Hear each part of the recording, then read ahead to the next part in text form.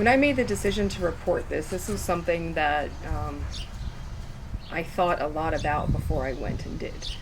It had everything to do with me wanting to protect anyone else that he could do this to. There were traditional questions that come up. What clothes were you wearing? Why did you open the door? Your husband's going to find out about this. Are you sure you still want to move forward?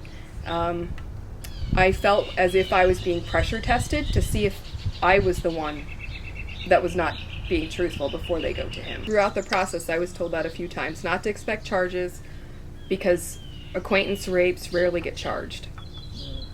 And that was so hard for me to wrap my head around, because when you look at the data, now that I've looked at the data, the majority of rape and sexual assault is done by someone that you trust and know. Now that I've educated myself, most of these people will never admit that they've done such a horrible thing. They probably don't want to believe it themselves. But, there were parts of what had happened to me that I was still stuck on. Like, do you remember me telling you no over and over and over again? Do you remember holding me down? Do you remember, pulling my pants off? Like, details that he validated throughout the call.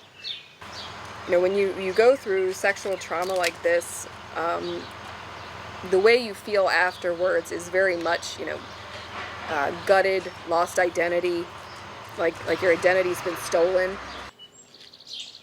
Victims waiting to report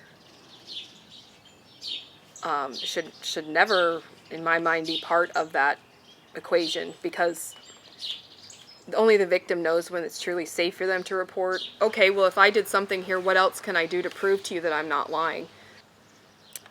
I had text messages of admissions that I gave them. For me now to be looked at as lying about reporting a rape was huge. Understanding the tactics that these people use to get away with what they're doing and to make what they're doing okay is really important before it happens to you. When I went into this, I had no idea that it would be like this. And looking back, I probably shouldn't have reported based on the way it's set up.